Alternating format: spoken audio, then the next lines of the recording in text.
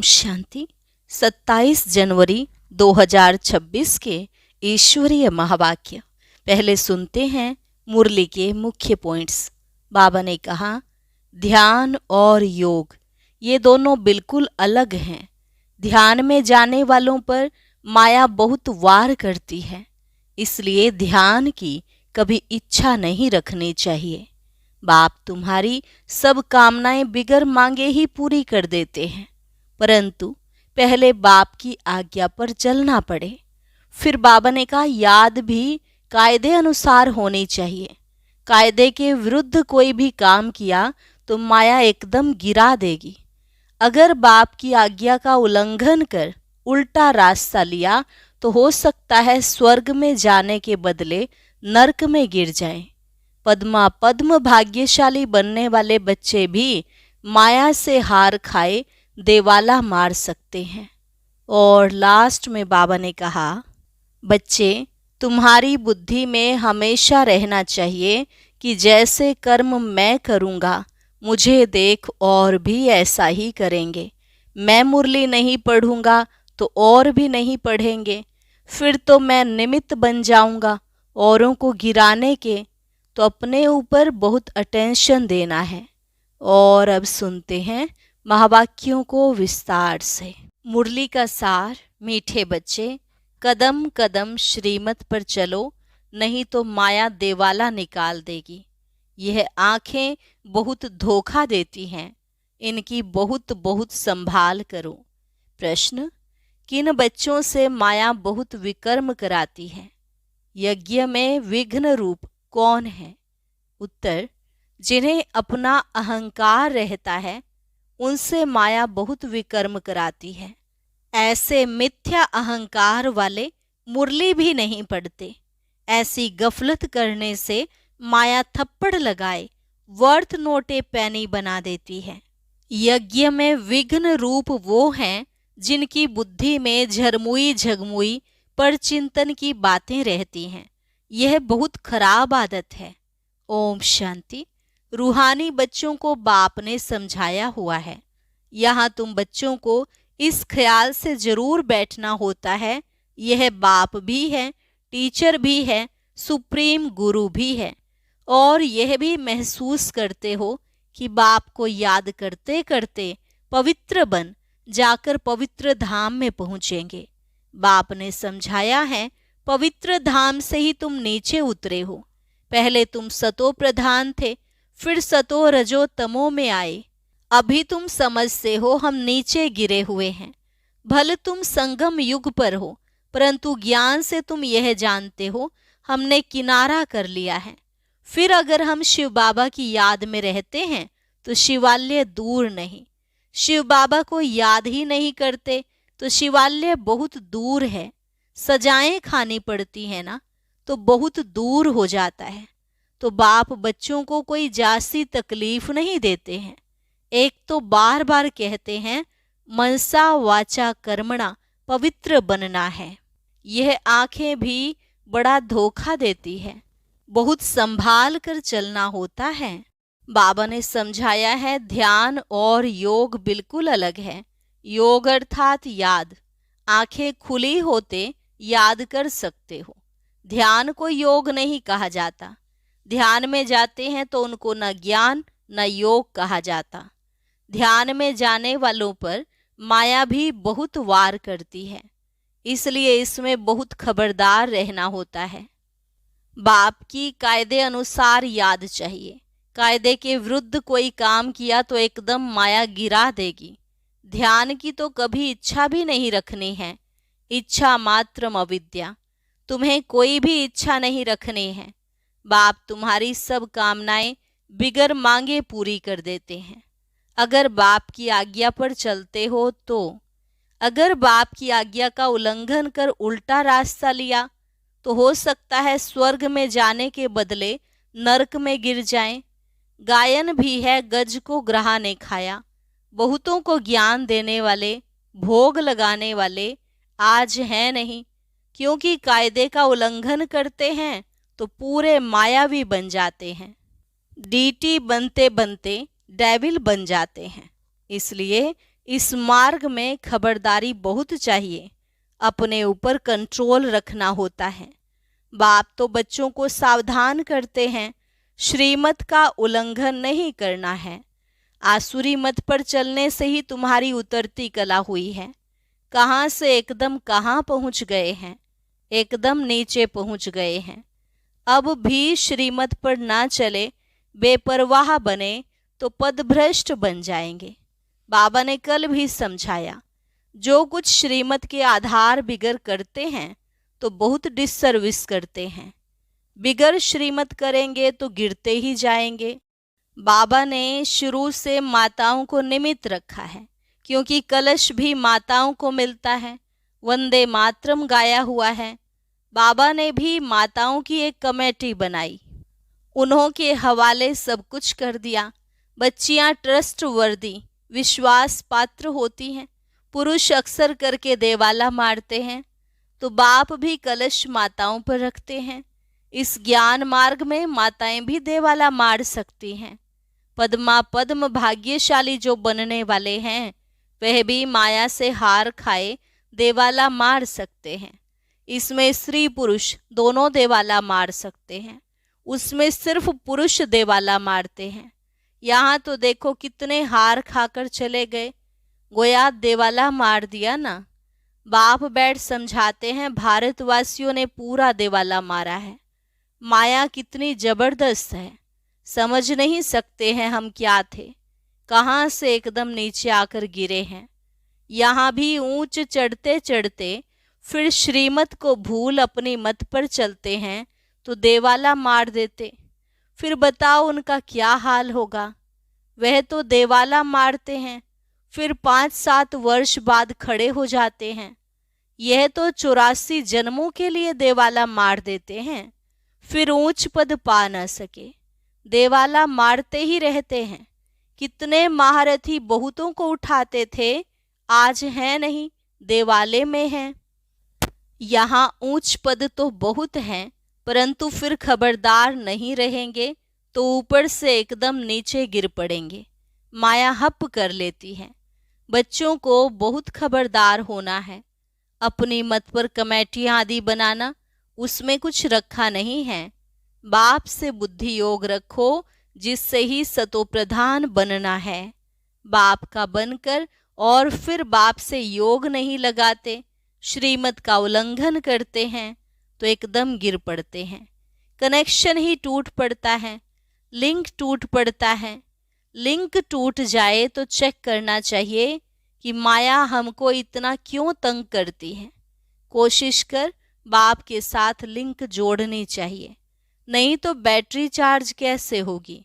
विकर्म करने से बैटरी डिस्चार्ज हो जाती है। ऊंच चढ़ते चढ़ते फिर गिर पड़ते हैं।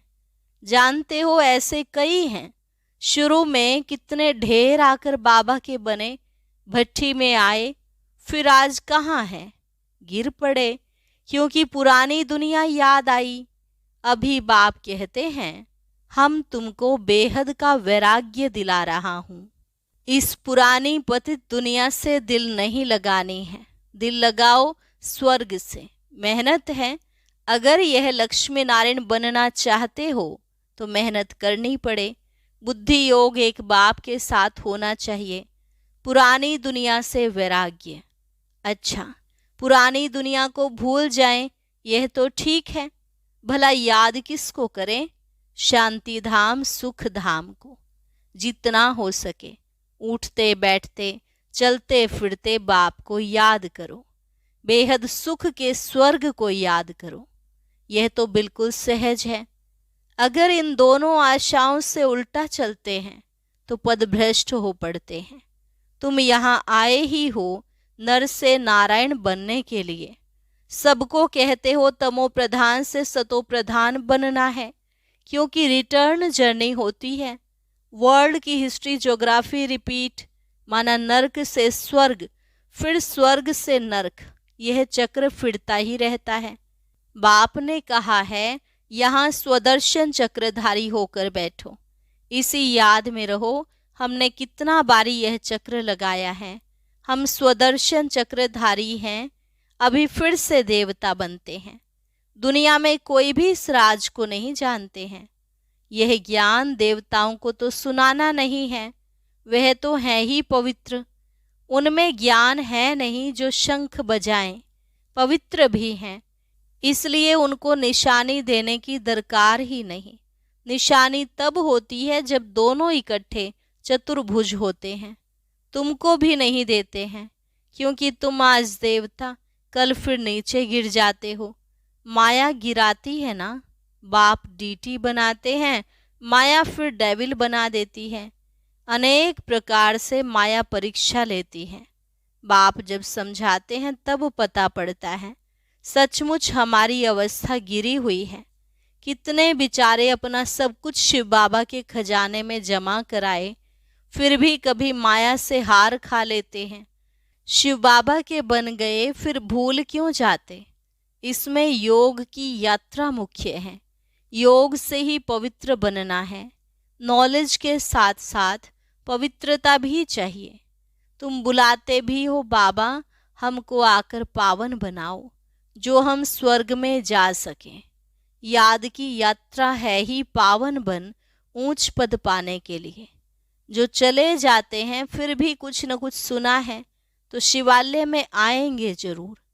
फिर पद भल कैसा भी पाएं, परंतु आते हैं जरूर। एक बार भी याद किया तो स्वर्ग में आ जाएंगे, बाकी ऊंच पद नहीं। स्वर्ग का नाम सुन खुश नहीं होना चाहिए। फेल होकर पाई पैसे का पद पा लेना, इसमें खुश नहीं होना चाहिए। वह स्वर्ग है, परंतु उसमें पद तो बहुत है ना।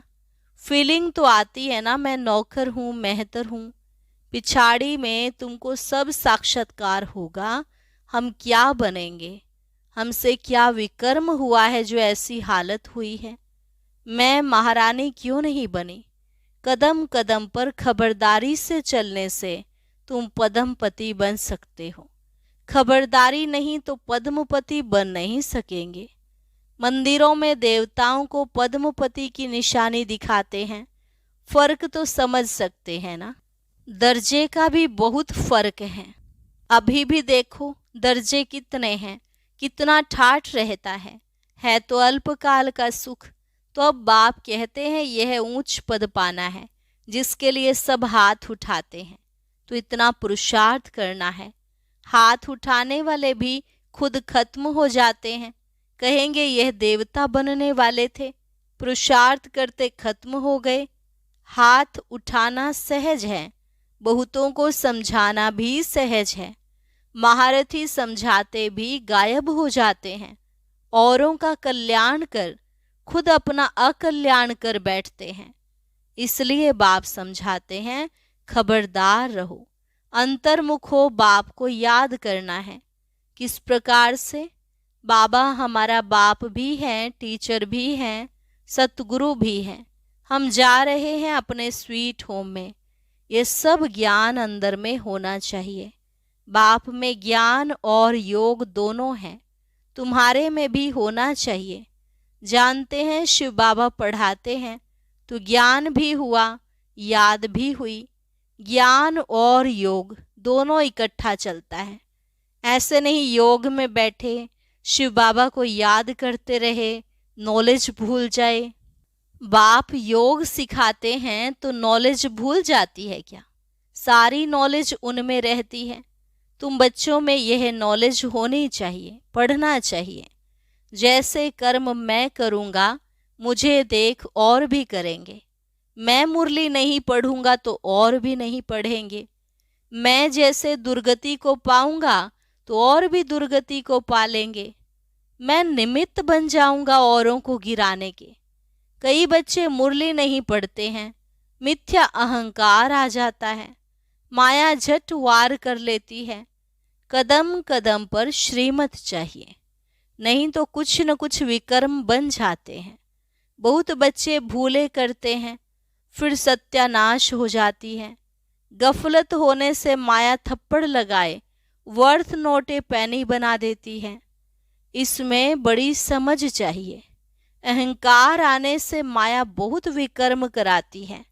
जब कोई कमेटी आदि बनाते हो तो उसमें हेड एक दो फीमेल जरूर होनी चाहिए जिनकी राय पर काम हो। कलश तो लक्ष्मी पर रखा जाता है ना। गायन भी है, अमृत पिलाती थी तो असुर भी बैठ पीते थे। फिर कहाँ यज्ञ में विघ्न डालते हैं, अनेक प्रकार के विघ्न डालने वाले हैं। सारा दिन बुद्धि में झरमुई झगमुई की बातें रहती हैं। यह बहुत खराब है। कोई भी बात है तो बाप को रिपोर्ट करो। सुधारने वाला तो एक ही बाप है। तुम अपने हाथ में लौ नहीं उठाओ, तुम बाप की याद में रहो, सबको बाप का परिचय दो, तब ऐसा बन सकेंगे। माया बहुत कड़ी है, किसको भी नहीं छोड़ती है। सदैव बाप को समाचार लिखना चाहिए, डायरेक्शन लेते रहना चाहिए। यूं तो हर एक डायरेक्शन मिलते ही रहते हैं।